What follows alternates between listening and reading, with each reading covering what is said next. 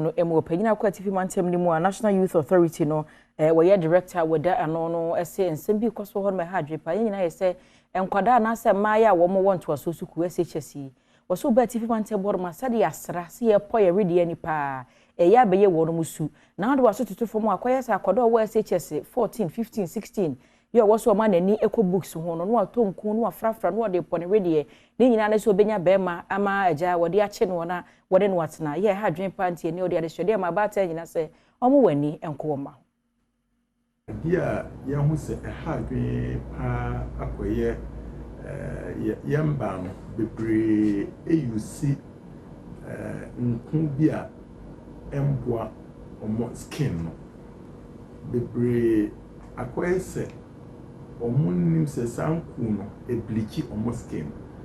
and ebin so omunim, but because of the perception of many men no mbema bebre pe mba omoye kokko enti obi apese odan ni pakoko owura yi ekasa yemu ene wasan so dia desrede to emabunu animu se wonom rede erade ade adom wonom no woma woni so na mum woma bema bia enhye wonom ema won sesa tede won rede esitie bibia kire se sa adwuma die nye ema nipa oya health implications no endorse enti to the youth make say they say omo cherish the yamedia ma omo no eno ye fe because mente say ye wonkun bia ebetima ma was sisa nipa omo ye fe already to black, so that shows that o black color is unique. Yenfree TV mantem ni mo na yenkwa yensu anomense no emu na education director yo wo ye Reverend Alexander na amenya na woni nsentwefo di nkomo he no wo kyerese oba hodomo a kagumasuan de yade ba ko esi wo mo ani super na so mo hawo eha omo wakasie pai wo mo mpotem ho no ne nkonwa nkwada tena so esuade wo se ani akyerkyefo kran so de omo tena so we bia staff common room ni table ahodo ni nyina no eho ayede nti ama humasuan no semune se de nyina brand side de swede ma wo mo eka bi wo mo efra yensu no akotena obi man so akakra bo wo mo nsem se wontwe woni mehwewachi the whole Ghana teacher deficit also, and some of our schools don't have enough staff, especially because my office are the wall station here. I am kwalani na more. Ubisa at one go school. Me mama si oniska, and last Friday na me person me Tracy akwalaba akukofi. Yeah, kona no dojo me. Enti me nkyerɛ sɛ sika na eni hɔ ana sɛ awofo no na eni fie ana sɛ nkwala no na yɛ nkwala bɔne enwachi ena enka ne mrahye bedwane wɔ abaton pesua no ɛso samo ayepe edi tu dwase sanso pese ehumesua etere ɛwɔ ne mansiri ne munti wɔn mo a wonim ade na nso woni bie afɔ wɔn sukuu ko nyina ɛho ka ɛwɔ Kota Senior High School me Kota me ba be MP 2009 na Kota Secondary School ya kan school se wo Ghana akra na obi anwene ye ho nyame adom me bae no me ne get fund edi nkomo bebre e ma na yenya structures bebre e ma structures na bae nti ama Ghana education is supposed to teachers bebre brayen me am me common fund to talk computers and organizations bi so mame laptop computers bebre na me de bre wo bicycles mo fra na etwa kwanko school no wo de beba na mehu say sa de na me ye no ama Kota Senior High School ejina ne nanso e ma ne Kota science students enya aggregate 13 Ghana mampanyina be de achi ho kani ma me Samira Baumi o de jumadi sonko ahyehye so na we ne Samira Baumi literature prize ni nyina ne so beboa ba mabuna no na wacheche wo mu adwuma hodo bi betime de wonsa ye na ma won mo so ensa akọ won mo na dwumadi no ase no na maye nyina ye ma me Samira Baumi ade adehwede to wo mu a wotwere ye no anim se o my Ghana mamra ne amane ye se de ye nchi sitie bebi ye free de ye gidie no ebe ya nko mo ntwere ne ye pa emfanto wo se be ya ye nchi enyra. First launched this competition, we had high hopes of providing an avenue for talented and aspiring young writers to showcase their creativity while contributing to the growing Ghanaian literature scene. So every submission for me is a testament to the power of the written word and the creativity of our participants. And this gives me a lot of hope for the youth of this country. Ladies and gentlemen, the importance of writing and the art of storytelling cannot be overemphasized. And writing is especially important as it can help to preserve and document our history and our culture. Pese Michelle Ubien crying, say, or Monfa, Sassun being show mumu. If it's a reading and writing, the idea whom he apa, intermediate say, Ubia de Shenimua, or Nusubit Miakon. We hope is that Samira Baumia, literature prize no. We continue. Aye. Meniache papa, because me say Ghana, in conform with show at Dawson or Ghana. O share a man for minimum top 30. It's minimum. I have a fair idea of the talent on what you do. It is a to me a D kind of idea. Meniaje Pamidanyamiase. Yankwapo ye mantem no emu. Wonim se free nra akopem banana de ne baby e boso pa no eye kwawu. Na aye kwawu na onim se multimedia ye gina manu nte na ye boy homra ne se kwawu sa pepepe. Na ya ma de bofo akompotem hodo na se omanfo dodo no abuki hotel room nya no nti aye madadada ya wonya baby ntira krama wo mo sisi adan wo baby ote no obekwakwabra ne watu ne dan mu no ode dan na ma han san so omanfo dodo no a na abehye kro ni mu mayi a wo mo pe baby atena na aja waje wani na ebo no so de so de omasi amaso no ha dwen panti ama ne bofo awuram sei 500 for 5 days executive 4,000 Charlotte 5,000 obi pebidia asanwa ha maybe outside the hotel, then other hotels no bet me you. Oh, ending of March they na Sunday that. Okay, on a normal day no. And should I giddy sir, 1 or 2 people either within the week. And should I expect visitors sir? But to say the back kromuha, it's me to say yeah, me Easter it's me full house. And that dear me patcho I am Bachelor 29. Batching. Oh, your package, no. That's a 2,500. For Easter days, no 4 days, yeah.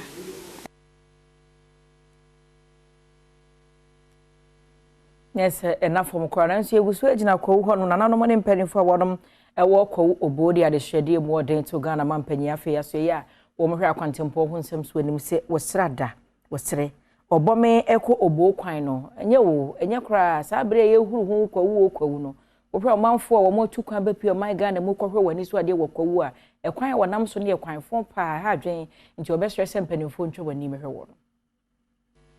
ni aye ka trempani ni se o hwe kromu ase ya ye o hwe Kwawu ha ya ye kro no baby bebre but obodie okwan bia ni wa ya man edi yesre nanado ene na panfo se yesre se omomra na omoma meye ye kwan no emayen efi se how many years ni omoye so ba ye kwan no omunyanye ba kokora ewa ha ewa obo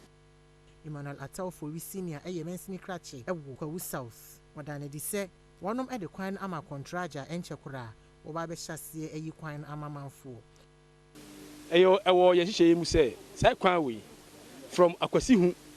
to Empriso traffic light asphalt ye beguso na mo gidie so say before his excellency Nanado Danko Akufo-Addo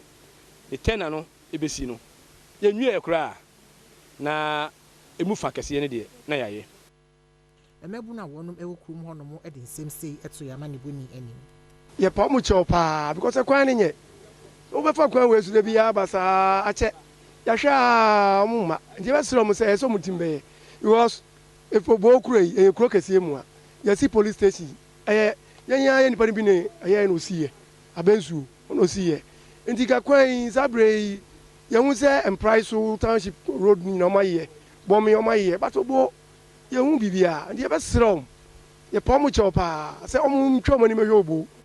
Yemfiri Kwawu obone enko Kwawu obome na nanom ewo hono mo de kokobon nsem e mankanka maiwa no a wo firi nkran okokwawu okọ ni sika nyina dwetire kuta nyina 500 Ghana na dwe nyina ne so won firi homra no kura 5000 dwede bia de wo ache wei enso so woni niema bi a wokoton na tire mo po nyina ne sese bi ne rede nipadua no okoyi hu akere mema na wagege abom de aba wose wa beba ho na sebi oba be ye niema bi ensem fata won ta de hye ene sero be ye ohu odwomu no ene wo mo nhye ne bebo abira no emra no bedi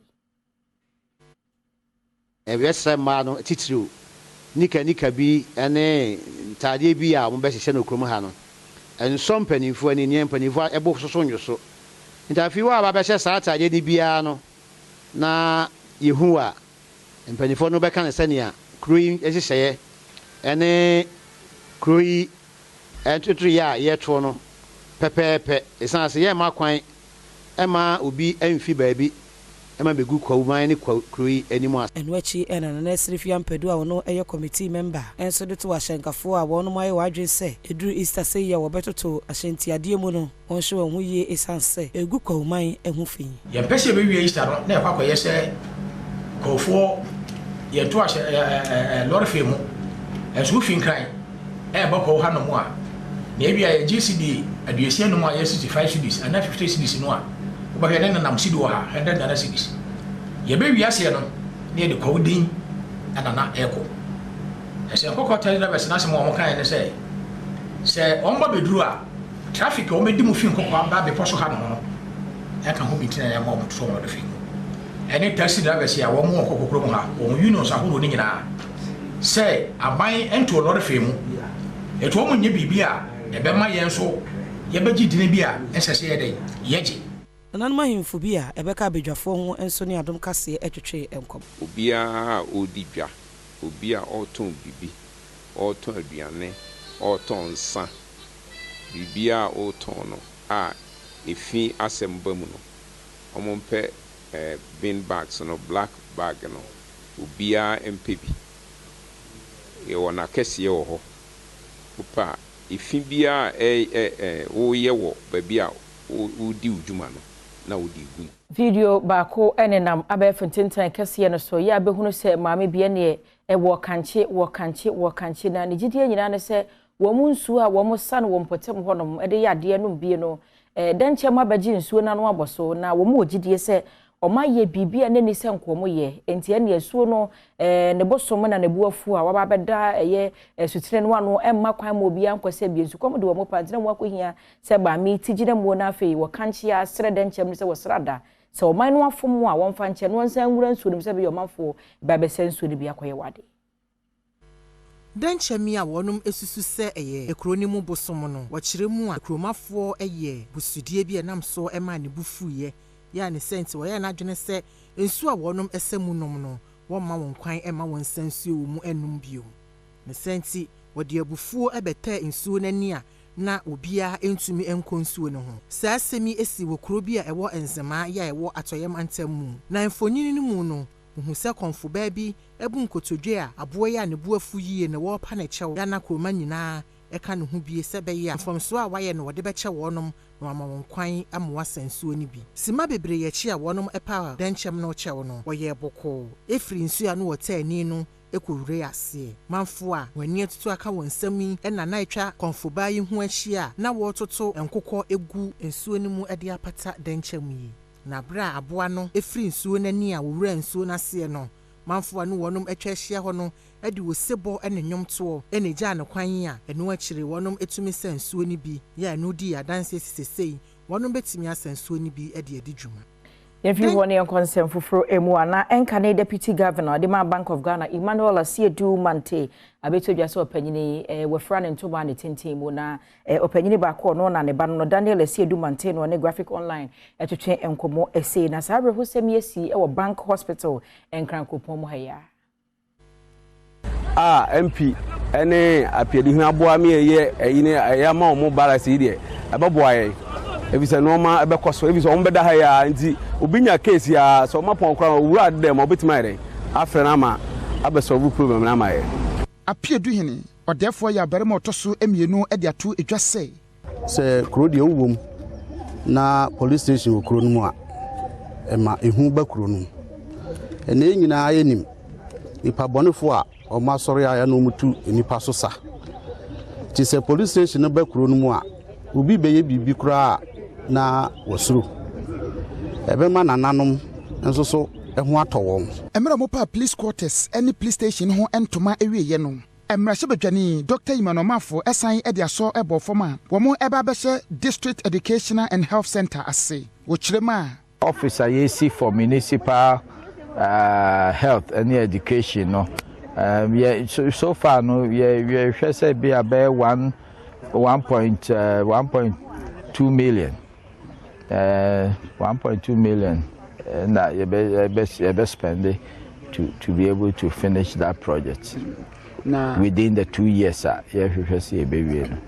More source of funding be free. A project I mean, friend, a legacy project. I'm person me common fund, MP's health. Be a fund. Any baby mess also fund. Any or contractors say Juma wa ha private obia me to me aye nyesika on hobiano. May that fundraising to support the project. Nana awuku denchembo amani buni. MP any appearing abua. Nachese we eya sante mantemu ofuru krom rashe bedwani Dr. Emmanuel Mafo na wasi eye post station wo wie no ne apartment adankrama akoma kunsia wo mode atato aka ho no na nana awuku denchembo edi achi abusua so na megina na afo fida kasiam de so mo bedwam so mede nyina si wo hia me afreme anoche wa ba adwase wa me basisia.